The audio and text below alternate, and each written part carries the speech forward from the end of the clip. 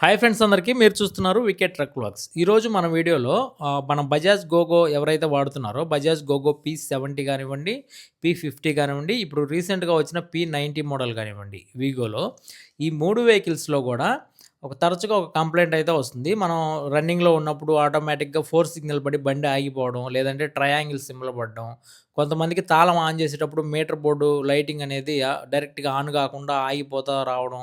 ఇట్లాగైతే జరుగుతా ఉన్నాయి. ఈ కంప్లెయింట్స్ గురించి మనం ఇంటి దగ్గర ఏ విధంగా బాగు చేసుకోవచ్చు, ఏవేవి మనం సరి చేసుకోవాలి, వీటన్నిటిని గురించి ఈ వీడియోలో అయితే మనం మాట్లాడుకుందాం. అంతకంటే ముందుగా మీరు గనక మన ఛానల్‌ని కొత్తగా చూస్తుంటే సబ్స్క్రైబ్ చేసుకోండి. మన ఛానల్‌కి ఒక వాట్సాప్ గ్రూప్ గూడా ఉంది. మీరు గనక ఆ గ్రూప్‌లో జాయిన్ అవ్వాలి అనుకుంటే పైనున్న నంబర్‌కి హాయ్ అని మెసేజ్ చేయండి.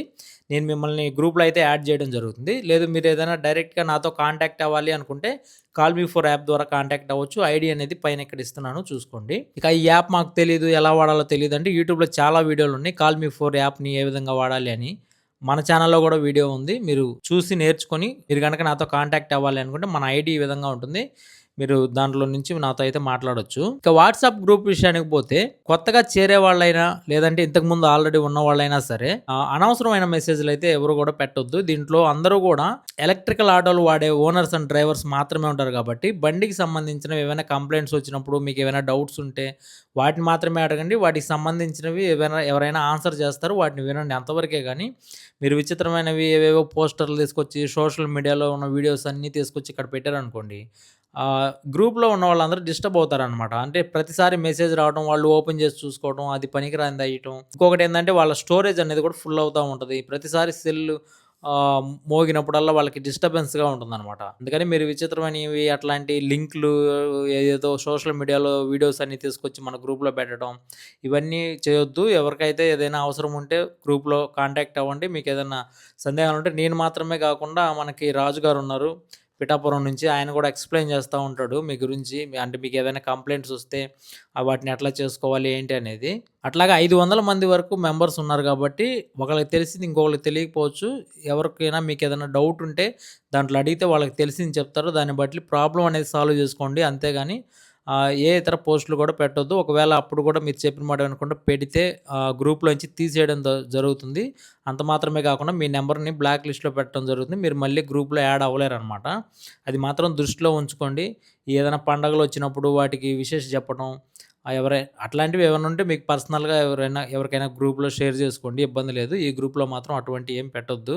ఎవరిని మీరు విష్ చేయాల్సిన పని లేదు. ఎవరిని మీరు బాధ పెట్టాల్సిన పని లేదు. ఏ సోషల్ మీడియా లింక్స్ తీసుకొచ్చి మన గ్రూప్‌లో పెట్టాల్సిన పని లేదు. మీకు ఏదైనా వెహికల్‌కి కంప్లెయింట్ ఉంటే మీరు గ్రూప్‌లో షేర్ చేయండి. దానికి సమాధానాలొస్తాయి. వాటిని చూసుకొని ఎక్కువ శాతం షోరూమ్‌కి వెళ్ళకుండా మీ ఇంటి దగ్గర బాగు చేసుకోవడానికి అవకాశం ఉంటది. దానికోసం మాత్రమే ఈ గ్రూప్‌ననేది క్రియేట్ చేయడం జరిగింది. ఇక లేట్ చేయకుండా వీడియోలోకైతే వెళ్ళిపోదాం. ఫస్ట్ ఆఫ్ ఆల్ వచ్చేసరికి ఈ 4 సిగ్నల్ అనేది ఆటోమేటిక్‌గా పడిపోతా ఉంటదనమాట. ఇప్పుడు మనం ఎక్కడైనా స్టాండ్‌లో ఆగినప్పుడు సడెన్‌గా బాడిగొచ్చిద్ది. తాళం ఆన్ చేసామంటే 4 సిగ్నల్ పడేసి బండనేది మూవ్ అయితే అవ్వట్ల. ఇది ఫస్ట్ అసలు ఎందుకు అవుతుందనేది మనం మాట్లాడుకుందాం. తర్వాత దీని ప్రాబ్లమ్ ఎట్లా క్లియర్ చేసుకోవాలి అనే దాని గురించి మనం మాట్లాడుకుందాం. ఫస్ట్ ఇదేం చేస్తుందంటే మనకి ఎంసీయూ అని ఒకటుంటది. మనకి చార్జర్‌కి పక్కగా అనమాట. ఇక్కడ వీడియోలో చూపిస్తాను చూడండి.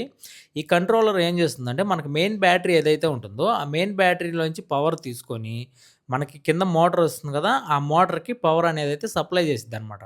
మనకి మోటార్‌కి 5.5 కిలోవాట్ మోటార్లు కొంతమందికి ఇప్పుడు కొత్తగా వచ్చిన వీగోలో వచ్చేసరికి 6.2 కిలోవాట్ ఉంటది. ఇట్లాగా ఏ మోటార్‌కి ఎంత పవర్ అయితే అందించాలో ఈ కంట్రోలర్ యొక్క పననమాట. ఆ కంట్రోలర్ అనేది బ్యాటరీ నుంచి పవర్ తీసుకొని దానికైతే అందిస్తా ఉంటది. ఈ 2 వీటికి కనెక్టివిటీ అనేది తప్పినప్పుడు అంటే ఏదైనా సెన్సార్ డిస్టర్బ్ అవ్వచ్చు. లేదంటే బ్యాటరీ దగ్గర ప్లగ్ లూజ్ అవ్వచ్చు. ఇట్లాంటివి జరిగినప్పుడు ఈ 4 సిగ్నల్‌లో పడడం, లేదంటే ట్రయాంగిల్ సింబల్ పడడం, వెహికల్‌కి కంప్లెయింట్ ఉందనేదైతే మనకు సూచిస్తా ఉంటది. వెహికల్ అనేది మూవ్ కాదు. కొంతమందికి వెహికల్ మూవ్ అవుతా ఉంటది. ట్రయాంగిల్ సింబల్ రన్నింగ్‌లోనే ఉంటది. అట్లాంటప్పుడు మనం బ్యాటరీ ప్యాక్‌కి కింద మనకి ఏదైతే డ్రైవర్ సీట్ కింద బ్యాటరీ ప్యాక్ ఉందో, ఈ ప్యాక్ దగ్గర మెయిన్ ఫీజు, ఇంకా ఎర్త్ ఫీజు, ఇంకా మూడోది ఇంకొక చిన్న సెన్సార్ ఫీజు వస్తది. ఇక్కడ వీడియోలో చూపిస్తున్నాను చూడండి. అవన్నీ రిమూవ్ చేసుకొని ఒకసారి మళ్ళీ మనం ఒక 5 నిమిషాలు ఆగిన తర్వాత మళ్ళీ పెట్టుకున్నామనుకోండి, అదైతే క్లియర్ అయిపోతుందనమాట. కంపెనీ ఏం చెప్తుందంటే మీకు ఇట్లాంటి ఏదైనా డిస్టర్బెన్స్ వచ్చినప్పుడు దాన్ని గనక స్లీప్ మోడ్‌లోకి పంపించాము అంటే అది కంప్లెయింట్ అనేది ఎరైజ్ అయిపోయి మళ్ళీ రీస్టార్ట్ అయితే అవుతుందనమాట.